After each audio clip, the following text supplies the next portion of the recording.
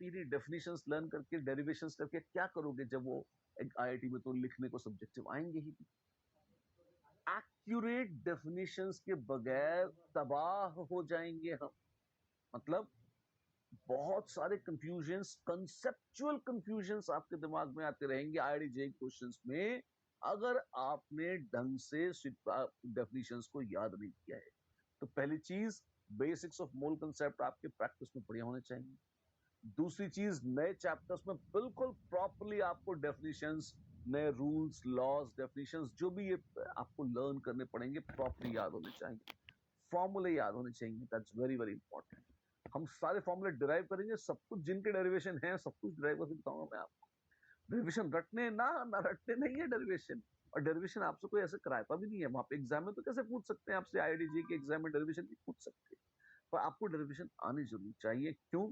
IIT एक शरारत करता है क्या, डेरिवेशन में एक आध कंडीशन बदल देता है, तो आपको कुछ नया डेरिवेशन भी कभी कभी ऑन द स्पॉट करना पड़ जाता है, और वो आप तभी कर पाओगे जब आपको एक्चुअल पुराना रेगुलर डेरिवेशन आता होगा। ये थोड़ा सा हाई लेवल बात हो जाती है, लेकिन फिर भी तो लेवल 1 क्या है, प्रॉपरली जब नया चैप्टर पढ़ रहे हैं, डेफिनेशन ऑफ फॉर्मूले तो तुरंत लर्न करने हैं, स्टेप 1। स्टेप 2, डेरिवेशंस को क्लियर कर, जैसे मैंने यहां करके दिखाया, आप उनको दोबारा एक बार वर्कआउट करेंगे अच्छे से। अच्छा, और उसके बाद प्रॉब्लम्स की प्रैक्टिस करनी होती है। अब यहां पर भी मेरे पास 2-3 बहुत इंपॉर्टेंट टिप्स हैं। प्रॉब्लम्स की जब आप प्रैक्टिस कर रहे हैं तो आप ध्यान रखिएगा, this is very very necessary, very very important, कि आप जब मैं क्लास में यहां पर आपसे इलस्ट्रेशंस ले रहा हूं, इलस्ट्रेशंस मतलब मैं कुछ क्वेश्चंस बोलता हूं फिर मैं सॉल्व करके दिखाता हूं, आपको एग्रेसिवली खुद भी कोशिश करनी है उन प्रॉब्लम्स को सॉल्व करने की। बल्कि आप मुझसे कॉम्पीट करिए, कोशिश करिए कि मैं सॉल्व करूं, उसके पहले ही आप उसे अटेम्प्ट तो कर ली, अटेम्प्ट कर ली। मतलब ध्यान दीजिए, मैं ये नहीं मानता कि आप सारे क्वेश्चंस पहले शॉर्ट में एकदम सही सही कर लेंगे। हो सकता है एक भी क्वेश्चन सही ना कर पाए। मैं आपको अपनी बात बता देता हूँ, जब मैं स्टूडेंट था, जब मैं आपके बराबर था, तो टीचर्स जब क्लास में क्वेश्चंस कराते थे, मैं हर एक में फाइट मारता रहता था, होता कुछ नहीं था मुझसे। लेकिन उसका एक फायदा ही होता था कि जब मैंने खुद सिंसियरली कोशिश करी है, तो टीचर्स ने टाइम दिया, मैंने क्वेश्चन अटेम्प्ट कर लिया।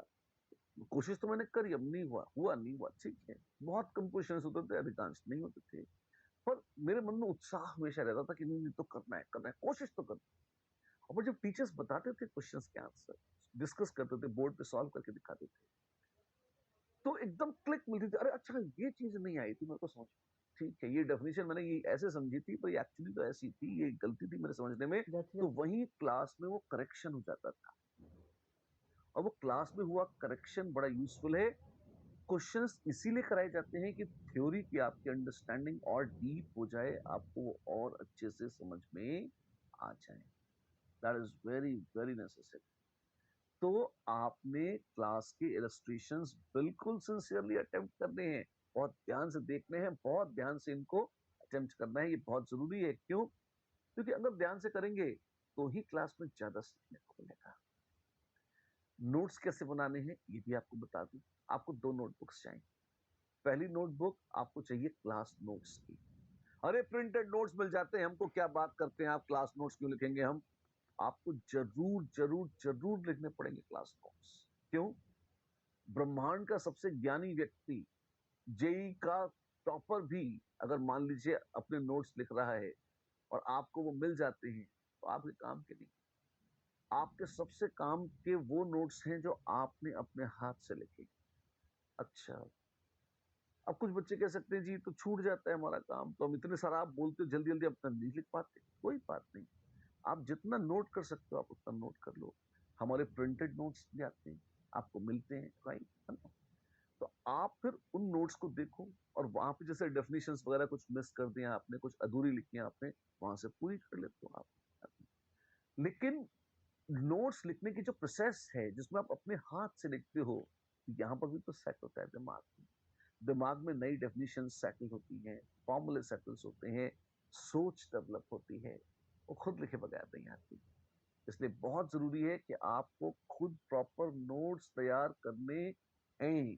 क्लास में जितना लिख सके लिखना है, और उसके बाद हमारे प्रिंटेड नोट्स में से देखकर अपने काम की चीज फिर लिखने, टाइम लगाए उस पर, लगेगा टाइम, तो वो टाइम तो इंपॉर्टेंट है ना, तो बहुत जरूरी टाइम, ठीक है ना।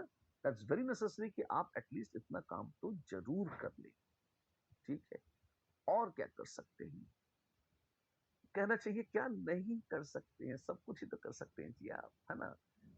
वेल, इसके अलावा जो हमारे असाइनमेंट्स हैं, शीट्स हैं, उनको आपको एक अलग नोटबुक में सॉल्व करना है, सिक्वेंशली, दोनों के इंडेक्स बनाने, उन इंडाइसेस में क्लियरली नोट करें कि इस पेज नंबर पर ये लिखा है, यहाँ ये लिखा है, यहाँ लिखा है, एकदम नीट एंड क्लीन तरीके से आपको ये दोनों तरह के नोट्स, एक जो क्लास के नोट्स हैं और दूसरे जो हम आपको होमवर्क में प्रॉब्लम्स देते हैं, असाइनमेंट्स देते हैं, उनके सॉल्यूशंस के लिए आप चाहो तो एक रजिस्टर बना लीजिए, आप चाहें तो लूज शीट्स में लिखकर उसको एक फाइल में लगा लीजिए।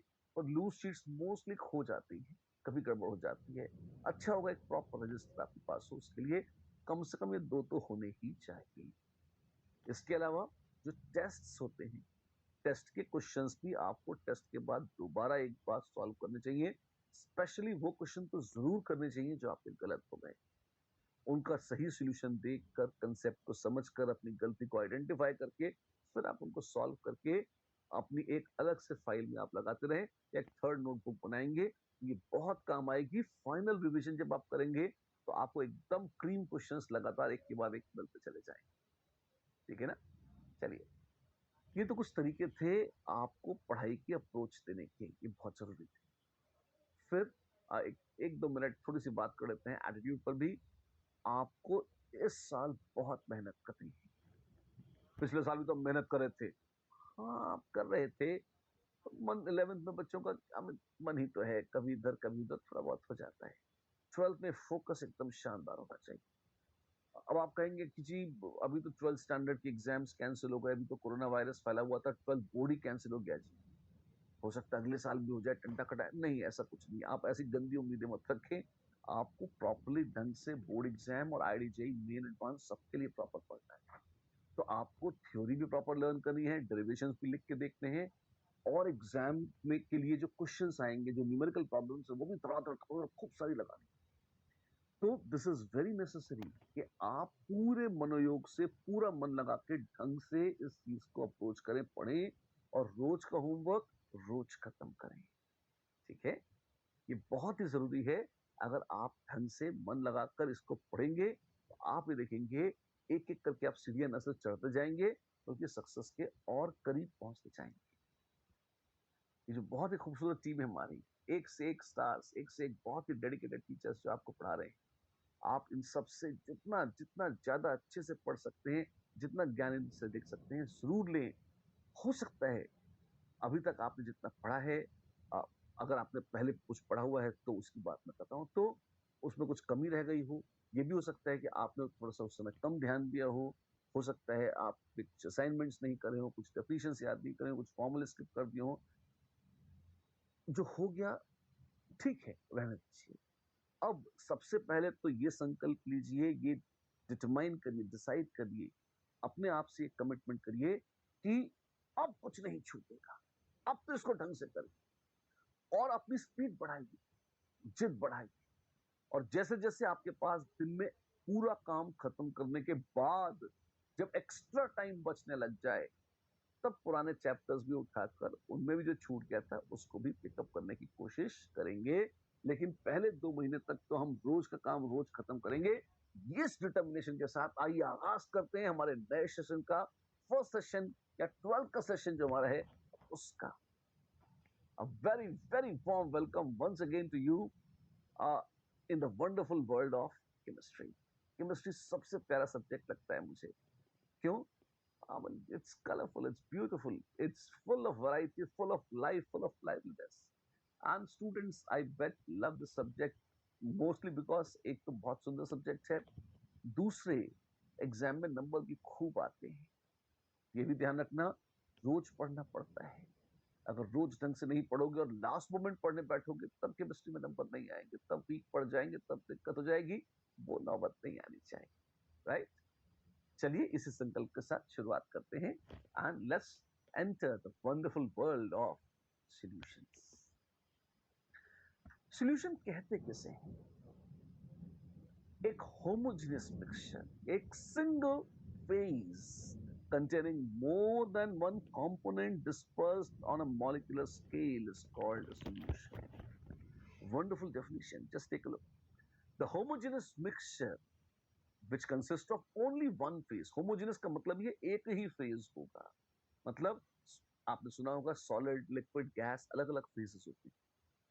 नमक एक सॉलिड है, पानी एक लिक्विड है, लेकिन नमक को अगर आप पानी में घोल देंगे तो नमक घुल जाता है. अलग से नमक के क्रिस्टल्स नहीं बचते हैं. अब वो होमोजीनियसली पानी में घुल गया है. अब एक नमकीन सॉल्यूशन बन गया है. वाओ. इसमें अगर आप उसकी एक ड्रॉप लेंगे तो उसमें पानी है, हाँ, और उसमें नमक है, नमक सब हर जगह नमक है. उस ड्रॉप में भी किसी एक कोने से दूसरे कोने से तीसरे कोने से अलग अलग कोनों से भी एकदम बूंद, कभी बहुत छोटू अल्ट्रा छोटी बूंद निकालें, बहुत जरा सा फ्रैक्शन बूंद का निकालें, तो उसमें भी पानी होगा, नमक होगा, सब में एक जैसा कॉन्सेंट्रेशन थ्रू आउट होगा. सब कुछ यूनिफॉर्मली डिस्पर्स्ड है. आप देखेंगे डिस्पर्स्ड ऑन मॉलिकुलर स्केल तक आप चले जाएं तब भी आप देखेंगे सब बराबर बराबर यूनिफॉर्मली बटा हुआ है. अगर ऐसा है तो तब वो कहलाता है होमोजेनस, तब वो कहलाता है सिंगल फेज, तब वो कहलाता है सॉल्यूशन. राइट. देयर भी आर कोई एग्जांपल है इसके. सॉल्यूशन के बड़े सारे एग्जांपल हैं. कई तरह के सॉल्यूशंस होते हैं. जैसे एक जो हमने कहा, आप पानी में चीनी डाल दीजिए, नमक डाल दीजिए, अच्छे से चम्मच से चला दीजिए, घोल दीजिए, क्या होगा इससे? पानी में घुल जाएगा. घुल जाएगा, सॉल्यूशन बन जाएगा. नमक चीनी का घोल, जी हाँ, नमक चीनी कुछ भी मिला दीजिए, पानी के साथ दोनों ही डिसॉल्व होते हैं और दोनों ही होमोजेनियस मिक्सचर बना लेते हैं. क्यों?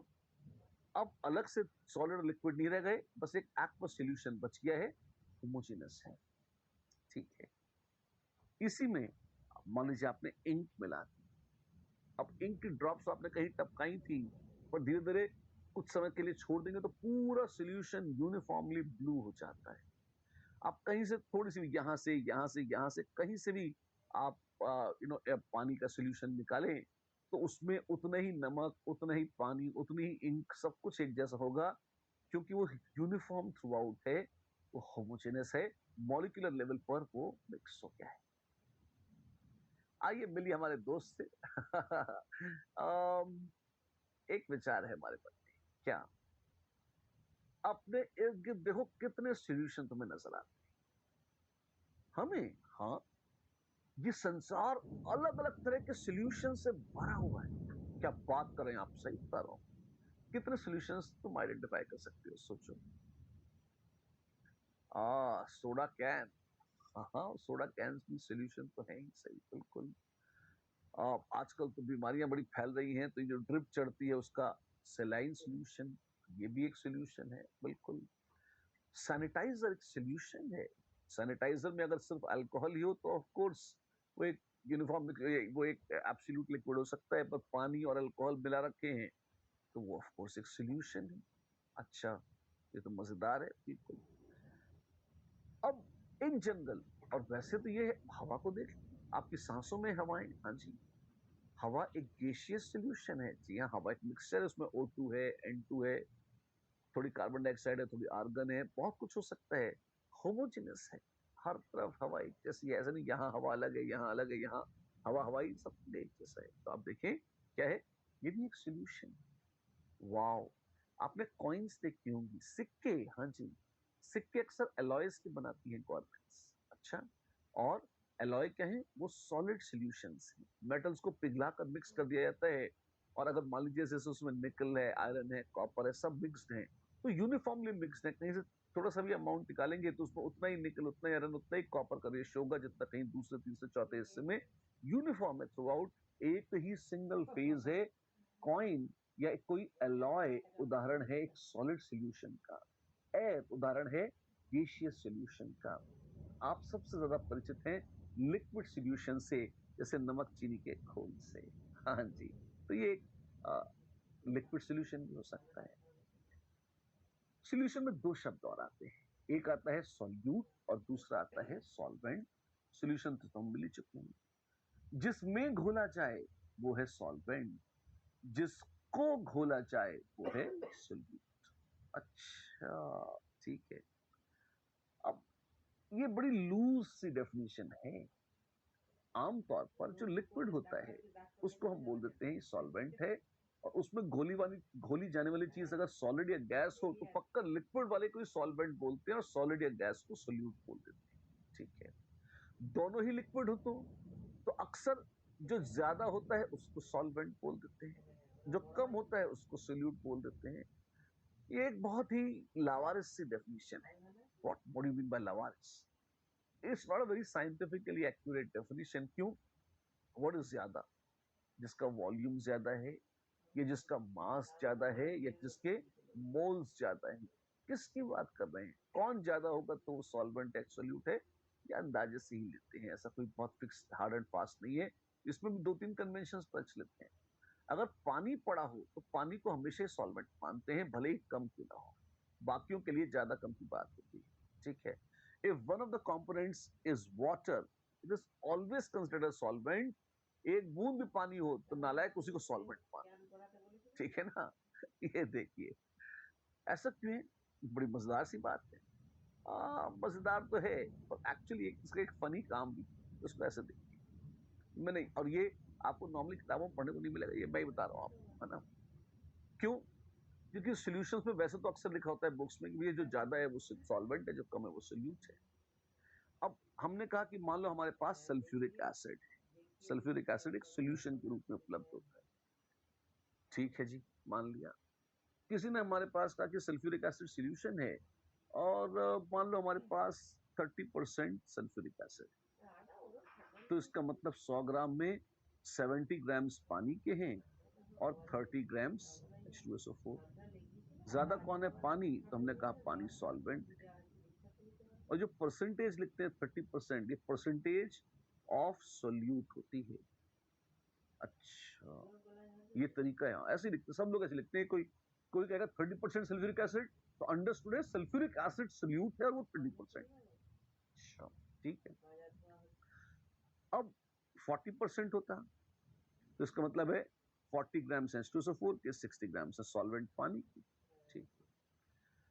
अगर ज्यादा कम वाली डेफिनेशन से चिपके रहते हैं अंधों की तरह, तो प्रॉब्लम तब आती है जब मान लो 60% सल्फ्यूरिक एसिड हो जाता है। तो अगर सल्फ्यूरिक एसिड के 60 ग्राम और पानी के 40 ग्राम होते, तब एक दूसरी समस्या आती, ये कि आप अगर पुरानी डेफिनेशन ये वाली ले लेते, कौन सी? भैया जो ज्यादा है, तो इसके हिसाब से तो अब पलट जाना चाहिए, और अब जो है सोल्यूट जो है वो हो जाना चाहिए किसको? पानी को। और सॉल्वेंट जो है वो हो जाना चाहिए था सल्फ्यूरिक एसिड। और कन्वेंशन क्या था? कन्वेंशन तो यही था कि हम परसेंटेज तो सोल्यूट की देते हैं। अब सोल्यूट अगर पानी हो गया तो हमें इसको भी 40% बोलना चाहिए। क्या नॉनसेंस है? तो 60% था कि ज्यादा कंसंट्रेटेड सल्फ्यूरिक एसिड था। एग्जैक्टली।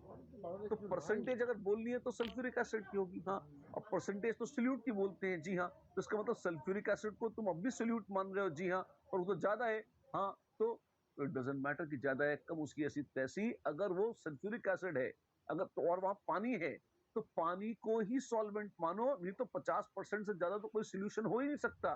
कोई 60%, 70%, 80%, 90% सल्फ्यूरिक एसिड सोल्यूशन इम्पॉसिबल है। क्यों? क्योंकि तब तुम सोल्यूट सॉल्वेंट को पलट दोगे। तो rather than saying 90% sulfuric acid, you'll start saying 10% water. This sounds very stupid, है ना? तो फील ढंग से आए, इस वजह से एक सिंपल सा लॉजिक है कि भैया पानी कहीं आ रहा है। पानी बहुत ही पॉपुलर सॉल्वेंट है। पानी 2 बूंद भी आ गया, कहीं 1 बूंद भी आ गया, तो लोग कहते हैं पानी सॉल्वेंट है जी, और कुछ नहीं है। इसमें वो ज्यादा कम वाली जो लास्ट पेज पर डेफिनेशन थी वो नहीं लगाते। इसलिए मैंने कहा था ये थोड़ी सी लूज और ओपन एंडेड परिभाषाएं हैं, and they always should be taken only with a pinch of salt. Confuse हो रहे? डोंट वरी, मैं एक बार समराइज करूं। अगर एक लिक्विड है जिसमें सॉलिड या गैस घोल रहे हैं, तो लिक्विड ही सॉल्वेंट है, ज्यादा कम से कोई फर्क नहीं पड़ता। ठीक है, नंबर 1। नंबर 2, तो एक तो बड़ा कंफ्यूजन दे क्लियर हो गया। अगर दोनों लिक्विड हैं, हाँ जी, और उसमें से कोई एक लिक्विड पानी है, तो पानी हमेशा सॉल्वेंट है, ज्यादा कम से कोई फर्क नहीं पड़ता। ठीक है। अगर पानी दोनों ही नहीं है, फिर क्या? और दोनों ही लिक्विड है, फिर क्या करेंगे? तो जो ज्यादा है वो सॉल्वेंट है, जो कम है वो सोल्यूट है। ऐसे लेते खत्म बात। अक्सर लोग ये कर लेते हैं। ठीक है ना? इससे ज्यादा मगजमारी के केसेस हो सकते हैं, पर अपने काम में आएंगे। अब आगे बात। कितने चीजें होती हैं एक सॉल्यूशन में? कितने कंपोनेंट्स होते हैं एक सॉल्यूशन में? अलग अलग केमिकल एंटिटीज जो एक सॉल्यूशन में हो सकती है। अगर वो 2 हैं तो लोग बोलते हैं बाइनरी सॉल्यूशन। अगर 3 हैं तो बोलते हैं टर्नरी सॉल्यूशन, टर्नरी 3। और अगर 4 हैं तो बोलते हैं क्वाटर्नरी सॉल्यूशन। अच्छा, बाइनरी, टर्नरी, क्वाटर्नरी, जी हाँ, प्यारे से नाम है। अक्सर हमें काम पड़ता है बाइनरी सॉल्यूशन से। जी भर के देख लीजिए 3 प्यारे प्यारे छोटे छोटे क्यूटी पाई शब्दों को। ये क्या है? शिकंजी बना रहे हैं जी आप। अच्छा, नींबू की शिकंजी। हाँ जी, आप देखिए हमने यहाँ पर नींबू निचोड़ दिया पानी में। अगर नींबू के रस को आप एक ही कंपोनेंट मान लें तो आप कह सकते हो बाइनरी सॉल्यूशन है। नमक डाल दिया तो ये क्या हो गया? ये टर्नरी सॉल्यूशन हो गया। और थोड़ी सी स्वाद के लिए चीनी भी मिला दी तो ये क्या हो गया? क्वाटर्नरी सॉल्यूशन हो गया। तो बाइनरी, टर्नरी और क्वाटर्नरी, इस तरह से आप कह सकते हैं। आपके पास एक के बाद एक नमक, पहले चीनी मिलाई थी अपरेंटली, अब नमक डाल रहे हैं, अब बन रहा है क्वाटर्नरी सॉल्यूशन, राइट? अरे वाह! तो शिकंजी बनाना एक केमिस्ट्री प्रोसेस है। हाँ, chemistry is life, life is chemistry, तो yes, it's very much a part of chemical process. Liquid solution कितने तरह के होते हैं? हाँ, ये इनकी बात करते हैं कितने तरह के होते हैं। देखिए,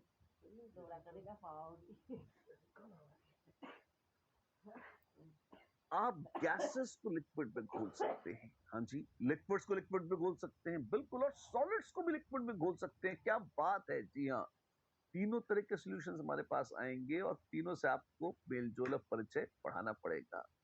सबसे पहले गैसों को लिक्विड में घोल के देखते हैं क्या होता है। कोई एग्जांपल है इसका? कार्बोनेटेड ड्रिंक्स तो बड़े पॉपुलर हैं। इसमें क्या होता है? CO2 को हाई प्रेशर पे पानी में घोल देते हैं। अच्छा, तो CO2 डिजॉल्व इन वाटर, बिल्कुल CO2 can be dissolve in water, it is dissolve in water. अच्छा, ठीक है। लिक्विड्स में लिक्विड, अरे कितने सारे सॉल्यूशन होते हैं। अल्कोहल्स में अक्सर पानी मिला के रखते हैं, तो methanol is dissolve in water. तो मेथनॉल तो खैर बड़ी डेंजरस विष होती है। इथाइल अल्कोहल वगैरह में भी लोग पानी मिलाते हैं, पी पा के छुट्टी करते हैं, जो भी है ना? Not a great thing to do, but nonetheless it's popular in some regions at least. Solids को लिक्विड में घोलते हैं, शिकंजी बनाई थी ना। हाँ, नमक डाला, चीनी डाला पानी में, सॉलिड को लिक्विड में घोला, सॉल्यूशन बन गया। सबसे महान सॉल्यूशन कौन सा है? 3/4 धरती उस सॉल्यूशन से ढकी हुई है। अच्छा, उस सॉल्यूशन में बड़े बड़े जीव जंतु रहते हैं, लोग नावें तराते हैं, जहाज चलाते हैं। हम समुद्रों की बात कर रहे हैं। My God! तो सॉल्ट सी क्या है? समुंदर is nothing but a solution of common salt in water. बड़ा सॉल्यूशन है। वैसे बाइनरी में तो बड़ा कॉम्प्लेक्स सॉल्यूशन, उसमें बहुत सारी चीजें हैं, लेकिन फिर भी सबसे मेजर सॉल्यूट जो उसमें है वो है नमक, और सॉल्वेंट है ऑफ कोर्स पानी, राइट? समुंदर एक महान, विशाल और बहुत ही कोलोसल सॉल्यूशन।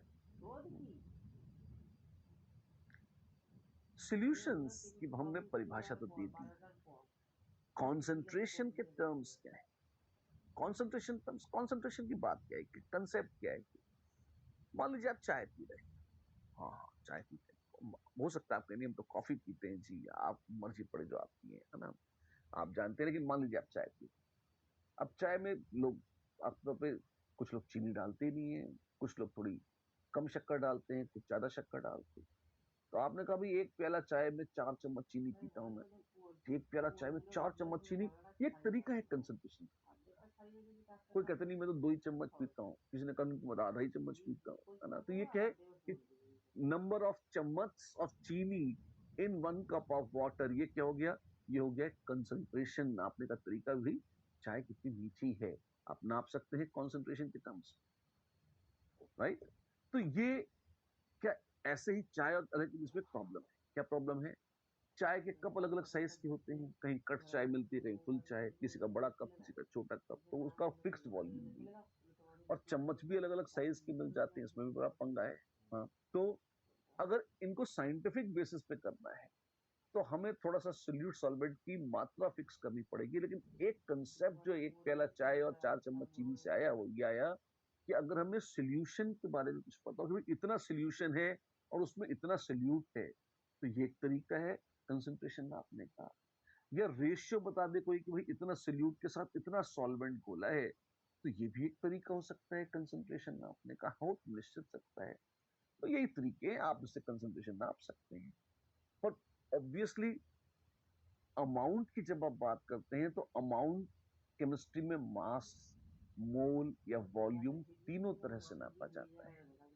तो कई तरीके हो सकते हैं कंसंट्रेशन नापने के। व्हाट? जी हाँ, कई यूनिट्स हो सकती हैं कंसंट्रेशन नापने की। हो सकता है आप मास ऑफ सॉल्यूट लेना चाहें, हो सकता है आप मोल्स ऑफ सॉल्यूट लेना चाहें, कभी कभी रेयर केसेस में हो सकता है वॉल्यूम ऑफ सॉल्यूट लेना चाहें। ऐसे ही mass of solution, moles of solution, volume of solution, mass of solute solvent, moles of solvent, volume of solvent, 9 चीजें होंगी। इनके अलग अलग परम्यूटेशन कॉम्बिनेशन बन जाए। अच्छा, और उससे अलग अलग ढेर सारी यूनिट्स आ जाए। माय गॉड, इन यूनिट्स की बात वैसे हमने पहले करी है पिछले साल मोल कंसेप्ट में। तो अब मैं सब दोबारा बोल देता हूँ, टेंशन क्यों लेते हो। मोल की डेफिनेशन तो याद करो यार, वो तो मोल में ही थी। लेकिन ये मैं पूरा सब बता दूंगा तुमको, ताकि रात में तुम कुछ भूल भी गए हो सब याद आ जाए। अरे हमने तो पढ़ाई नहीं, नेट पढ़ लो, वहां भी इतना ही पढ़ाया था। सब दोबारा बोल देता हूँ ताकि एकदम तुम्हारे दिमाग के फाटक खुल जाए और कहीं कुछ छूटा हुआ न रह जाए। बहुत मजेदार है, तुम्हें मजा आएगा। देखो मेरे साथ फटाफट करेंगे। फटाफट जल्दी कर दोगे। छोटा ही है, वो बहुत लंबा है नहीं, है ना। तो हम पूरा अपनी करेंगे तो भी जल्दी हो जाएगा। देखिए, कुछ परसेंटेज के टर्म्स में कंसंट्रेशन टर्म्स निकालते हैं। ये क्या है? डब्ल्यू मतलब वेट। अच्छा, केमिस्ट्री में एक बड़ी फनी चीज बताता हूँ आपको। जिसको हम लोग वेट बोलते हैं ना, फिजिक्स वाले बड़े इमोशनल होते हैं। वो कहते हैं वेट बराबर mass into gravity. This is as per physics. और ये बिल्कुल सही बोलते हैं, मैं कोई शिकायत नहीं, उनसे बेचारे अच्छा बात बोलते हैं। पर केमिस्ट्री में we really don't worry about gravity much. तो हम बेशर्मी से एक शब्द यूज करते हैं वेट, पर हमारा मतलब एक्चुअली होता है मास। जैसे हम बोल देते हैं molecular weight, actually what we mean is molecular mass. अच्छा, तो ये परसेंटेज वेट बाय वेट है। It is actually percentage of mass by mass. ये मास मास परसेंटेज है।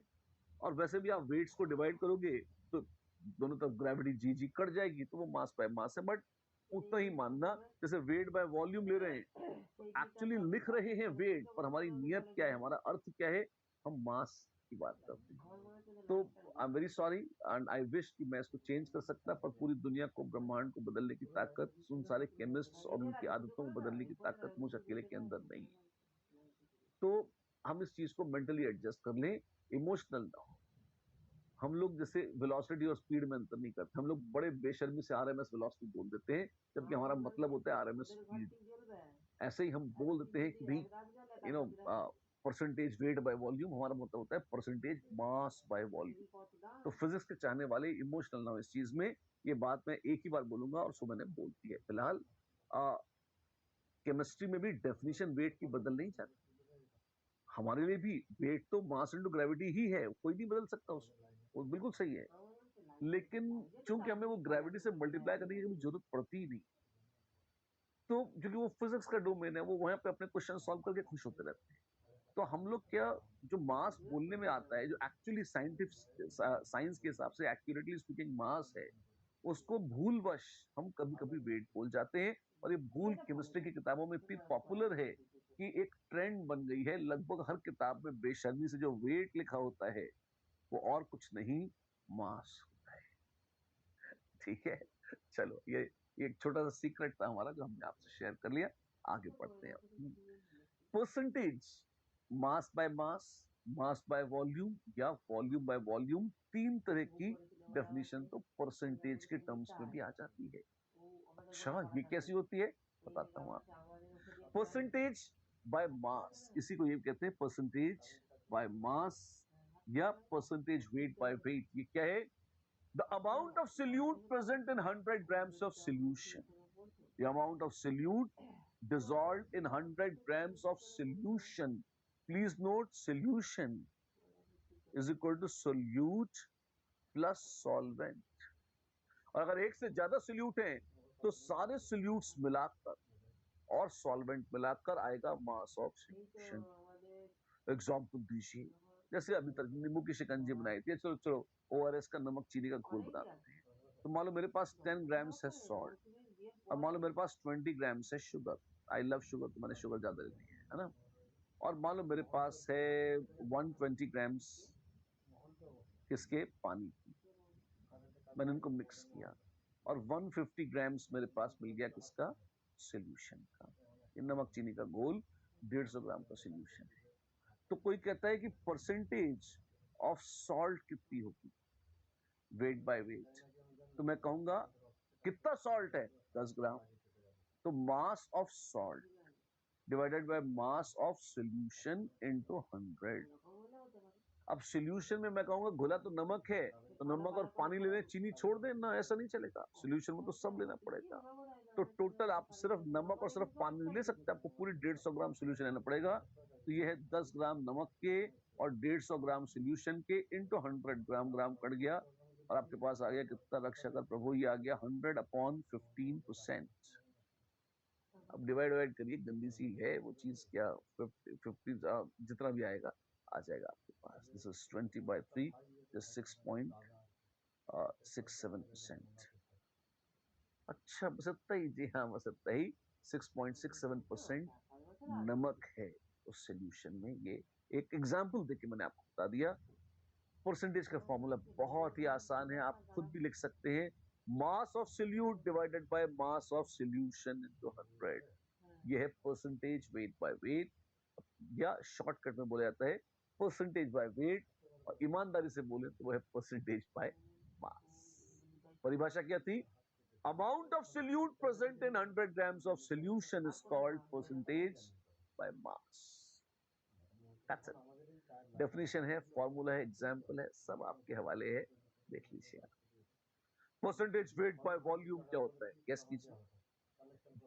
इसका मतलब है मास ऑफ सोल्यूट प्रेजेंट, अब नीचे वॉल्यूम आ गया, 100 ml of solution. Oh my God, the amount of solute, amount भी कंफ्यूजिंग है, इसको मास बोलना चाहिए। द मास, और बेशरम लोग वेट बोलते हैं, पर अपन को एक्यूरेटली मास बोलना चाहिए। The mass of solute present in 100 ml of solution is called percentage weight by volume. अच्छा, ये क्या हो गया, आप कहेंगे वेट ऑफ सोल्यूट है ग्राम्स में divided by volume of solution है ml में इंटू 100, ये आ गया परसेंटेज वेट बाय वॉल्यूम। कोई एग्जांपल दो, अभी देता हूं। मान लीजिए मेरे पास 10 ग्राम नमक है, अच्छा, और मेरे पास 20 ग्राम चीनी है, बिल्कुल, और मैंने इसे 120 ml पानी में घोला। वही तो कर रहे हो तुम दोबारा, है ना, नहीं थोड़ा सा फर्क है, 120 ग्राम पानी लेते हैं, 120 ग्राम्स पानी, बड़ा मजा आया, घुल गए। ये 150 ग्राम्स पानी, सब पुराना बोला था वही है। और मान लीजिए मैं आपको बताता हूँ कि वॉल्यूम ऑफ सॉल्यूशन जो है, ये वॉल्यूम नाप नहीं सकते, वॉल्यूम ऐसे तुक्का नहीं मार सकते, तो नापना पड़ेगा कितना है। तो मास से अपना वॉल्यूम कैसे निकालेंगे, तो डेंसिटी दे रखी है, कुछ नहीं दे रखा, तो अपने को नापना पड़ेगा कितना आ रहा है, ठीक है। और मान लीजिए वॉल्यूम ऑफ सॉल्यूशन निकल के आया कि वो 145 ml है, मान लीजिए, कुछ भी हो सकता था, मैं नहीं जानता कितना था, मैंने निकाला, या लोगों ने एक्सपेरिमेंट करे और नाप लिया कि भैया पानी में जब नमक चीनी घोले तो 145 ml सोल्यूशन आ रहा है। अच्छा, तो अब इसमें मैं percentage weight by volume of sugar निकालना चाहूं तो कितनी होगी, ये आ जाएगी mass of sugar divided by volume of solution in ml, और शुगर का मास आएगा इन ग्राम्स, इनटू 100। अच्छा, 20 ग्राम चीनी है, हाँ जी, और 145 ml सोल्यूशन है, जी हाँ, इनटू 100, बिल्कुल। कितना आ गया, आए जो आए, वो तो सॉल्व करके आएगा जो आएगा, है ना। तो मैं तो आपको बता रहा हूँ, दिस अपॉन 4 इतने परसेंट, ये क्या आ गया, अप्रोक्सीमेट रफ जो भी आ गया वो 6.67 आया था, इससे थोड़ा सा ज्यादा आएगा, लगभग 6.7% के आसपास आ जाएगा। ये क्या है, ये है percentage weight by volume of sugar in the sample, 6 point से थोड़ा ज्यादा आएगा ये। दिस इज 20/1.5 which is 40/3, तो ये आएगा 6 to 12, 13.4% के आसपास, लगभग 13.5% के आसपास, जितना भी आ जाए लगभग इतना आ जाए, ठीक। अब मैंने कैलकुलेशन नहीं, अंदाजे से रफ अप्रोक्सीमेट किया है, तो लगभग 13.5% वेट बाय वॉल्यूम, ये कंसेंट्रेशन है चीनी का उसी सोल्यूशन। परसेंटेज बाय मास क्या था, 100 ग्राम सोल्यूशन में है कितना solute, mass of solute in grams. Percentage weight by volume क्या है, 100 ml सोल्यूशन में what is the mass of solute किया जाए इन ग्राम्स, ठीक है। परसेंटेज वॉल्यूम बाय वॉल्यूम बहुत कम यूज होता है, it is not like, it is not preferred, लोग इसकी इज्जत नहीं करते। क्यों? क्योंकि वॉल्यूम्स ऐड नहीं होते नेसेसर। जैसे 100 ग्राम प्लस 100 ग्राम पक्का 200 ग्राम आ जाएगा, लेकिन 100 ml प्लस 100 ml कोई गारंटी नहीं है कि 200 ml हो सकता है 200 ml से हल्का सा 1-2 ml ज्यादा हो जाए, हल्का सा 1-आध ml कम हो जाए, कुछ भी हो सकता है। कभी कभी नहीं भी चेंज होता, पर कभी कभी हो भी जाता है, क्योंकि वॉल्यूम्स ब्लाइंडली एडिटिव नहीं होते किसके, सॉलिड्स या लिक्विड्स के। इस वजह से इसको बड़ा गड़बड़ है मामला, है ना। तो फिर भी कोई लिखना चाहे तो लिख ले, volume of solute in ml dissolved per 100 ml of solution. Volume of solute divided by volume of solution into 100, that gives percentage volume by volume. It is a minor unit. It is very unpopular and mostly people avoid using it. Nobody loves it, including myself. पर परिभाषा है तो हमने आपको बता दी, ऐसा है। Done? चलिए,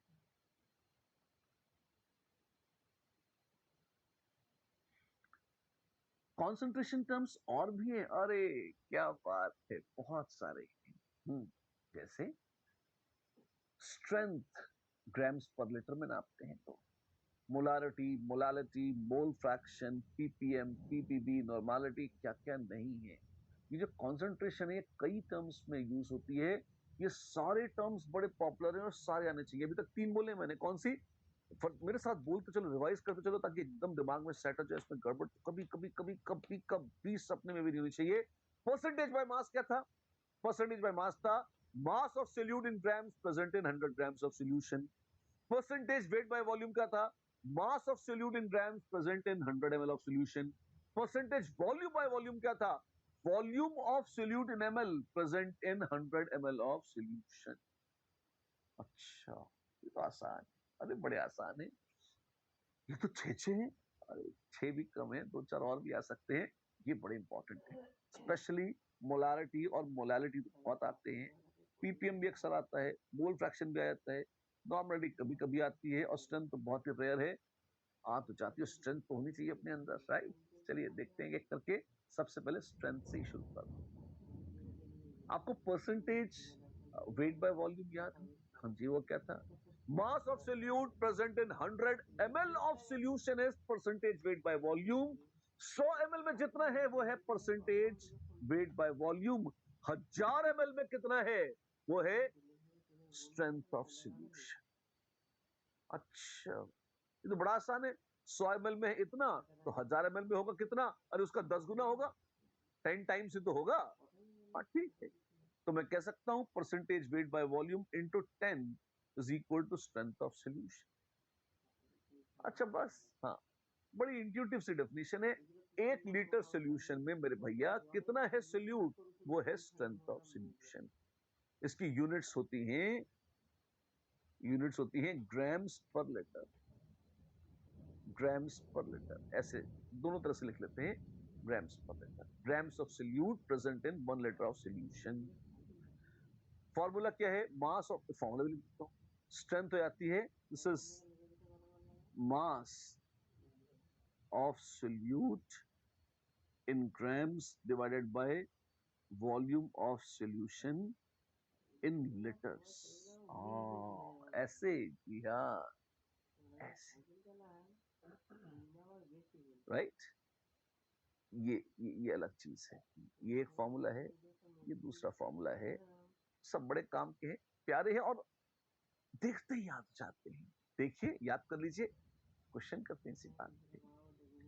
If we have 6% weight by weight urea solution with density 1.060 grams per ml and strength in gram per liter is, Holi बाप, क्या क्या दे दिया। हाँ, क्या करें? पहले बच्चे से बहुत डरती है, उनको बड़ा टेंशन होता है, ये क्या सब आ गया ना। मैं आपको बहुत सिंपल सी चीजें बता रहा हूँ, बड़ा आसान सी अप्रोच है। जो दे रखा है वो लिख लो, और जो पूछा है वो लिख लो। You will never go wrong. फॉर्मूले लाओ, रट के काम करेंगे। ऐसी तैसी तुम्हारी क्या खोटी बुद्धि है। फॉर्मूले इसके कम से कम 50 फॉर्मूले निकल आएंगे, ये अगर कंसंट्रेशन टर्म्स इसको अलट पलट करोगे। क्यों? 8 से 10 कंसंट्रेशन टर्म्स है, और take an any two at a time, तो 8C2 या 10C2 कितना बड़ा नंबर है, तुम देखो कितने फॉर्मूले याद हो गए, जान निकल जाएगी। मैंने तो कुछ भी याद नहीं कर रखा। हाँ, और मेरा काम कहीं अटकता नहीं। अरे वो गाइड में तो 7 फॉर्मूले दिए थे, हाँ तो 7 ही दिए थे, 70 होते हैं, बाकी कोई आ गया तो क्या करोगे? हैं, कुछ नहीं करोगे। अपन को एक भी 70 में से याद नहीं, अपना कभी एक भी क्वेश्चन तो गलत होता है, ना रुकता है, ना कहीं अटकता है, तुरंत सारा काम हो जाता है। कैसे करते हैं आप, बताता हूँ मैं आपको, शेयर करता हूँ, आप करो मेरे साथ। देखो, गिवन क्या है? गिवन है 6% wait by wait urea. Urea होती है NH2CONH2। मैं आपको बता देता हूँ, और तो जरूरी नहीं है इसके लिए। इसका मोलर मास है 60 ग्राम्स पर। अच्छा, और डेंसिटी दे रखी है 1.060 ग्राम्स पर ml। और पूछा क्या है? पूछा है ग्राम्स पर लीटर में क्या होगा। तो पूछा है ग्राम्स पर लीटर में क्या होगा, तो 1 लीटर सोल्यूशन में क्या लीला होगी, एक तरह से पता करनी है। देखो, हम वहीं से शुरू कर सकते हैं जो हमें गिवन है। तो सबसे पहले गिवन देखो, ये 2 आइटम्स गिवन है। और मैं तुम्हें बहुत अच्छी ट्रिक बताता हूँ, बहुत अच्छा अप्रोच या मेथड बताता हूँ। मैंने कहा था फॉर्मूले रटने नहीं है। हाँ, रट्टू लोगों को बड़ा पीड़ा होती है इस बात से, लेकिन कोई फॉर्मूला नहीं रटना है। मैंने एक मेथड निकाला है, वो मैं तुमसे शेयर करता हूँ, तुम उससे करोगे, तुम कभी गलत नहीं जाओगे। ठीक है, क्या है मेथड बताइए? सॉल्यूशन बताता हूँ, सुनो। तुम एक छोटा सा टेबल बनाओ, मास, मोल्स और वॉल्यूम, यहां ऐसे लिख लो। अच्छा, ठीक है। और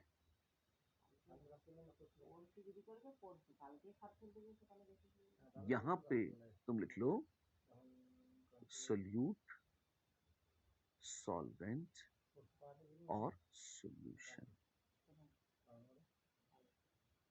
अगर थोड़ा टेंस हो रहे हो तो तुम चाहो तो मोलर मास भी लिख सकते हो, जरूरत नहीं पड़ती हमेशा, कभी कभी पड़ जाता है। सोल्यूट कौन है? यहाँ बोला है यूरिया। सॉल्वेंट कौन है? यहाँ है पानी। और सोल्यूशन दोनों का ही है। ठीक है, एक चीज और बता दूं, वॉल्यूम में सोल्यूट सॉल्वेंट के हम बात नहीं करते, हम वॉल्यूम में सिर्फ सोल्यूशन की बात करते हैं। ठीक है, चाहे तो काट दो उसको। मोलर मास यूरिया का है 60, पानी का है 18, सोल्यूशन की कोई बात नहीं। ठीक है, ये तो डायरेक्ट लिखती हूँ, ये तो है। हाँ। अब हमने क्वेश्चन पढ़ना अब शुरू किया है ढंग से। अब देखेंगे क्या गिवन है, उसको लिख लेते हैं। दे रखा है तो डेंसिटी दे रखी है, डेंसिटी मास बाय वॉल्यूम है, वॉल्यूम के साथ कहीं डेंसिटी आ जाएगी, देखेंगे कहाँ आपकी है। 6% वेट बाय वेट, डेफिनेशन क्या थी परसेंटेज वेट बाय वेट की, कि 6 ग्राम्स ऑफ यूरिया है इन 100 ग्राम सोल्यूशन। ये परिभाषा का मतलब है। अच्छा, अगर ये डेफिनेशन का मतलब है तो यहीं से शुरू करते हैं। हम मान लेते हैं मेरे पास है 100 ग्राम सोल्यूशन, तो गिवन है कि उसमें 6 ग्राम यूरिया है। अच्छा, तो सॉल्वेंट कितना होगा? वेल, तो और कोई ऑप्शन ज्यादा बचे नहीं है, सॉल्वेंट होगा 100 माइनस 6 यानी कि 94 grams. Common sense, solute solvent जोड़ के सोल्यूशन आता है, तो सोल्यूशन में से सॉल्यूट को सब्ट्रैक्ट कर दिया तो भैया सॉल्वेंट आ गया। ये तो धर्म बनता है, इतना तो होना ही चाहिए। ठीक है, अब मोल्स कैसे हैं? मोल्स में हम कहेंगे कि moles of solute, moles of solute, ठीक है। हमारे पास आ जाएगा 60, क्या है ये मोलर मास, नहीं नहीं, अपने पास 6 ग्राम का मोल होता है, mass by molar mass, MW molecular weight. Weight की इतनी आदत पड़ गई है सबको, देखिए वो मास है एक्चुअली। तो मास है 6 ग्राम डिवाइडेड बाय 60 ग्राम्स पर मोल, यानी 0.1। वैसे इसकी जरूरत नहीं, मैं तो आपको एक मेथड सिखा रहा हूं इसलिए बता दिया। इससे आप जो चाहे वो कंसंट्रेशन यूनिट निकाल लेना आगे। फिलहाल तो हमको जरूरत है सॉल्यूशन के लिए, पर फिर भी एक बार मैं पूरा क्वेश्चन करके निकालता हूँ। सॉल्वेंट है 94 ग्राम, 94 अपॉन 18 इतने मोल्स हैं। चाहिए तो कैलकुलेट करेंगे, चाहिए नहीं से। सोल्यूशन के मोलों की हमें कोई नीड नहीं है, किसी ने पूछा नहीं है, और पूछता तो क्या करता है, इनको जोड़ देते 0.1 प्लस 94/18 जितना भी आएगा। वॉल्यूम क्या है? वॉल्यूम ऑफ सॉल्यूशन, अब यहां देखो मैं लिख के तुम्हें बड़ा बड़ा बता रहा हूं ताकि तुम्हें दिख जाए, अदरवाइज तुम डायरेक्ट यहां पर कर सकते हो। वॉल्यूम ऑफ सॉल्यूशन और मास ऑफ सॉल्यूशन, ये है डेंसिटी। डेंसिटी है मास बाय वॉल्यूम, तो density of solution is mass of solution bye volume of solution. हाँ, तो therefore volume of solution is mass of solution by density of solution.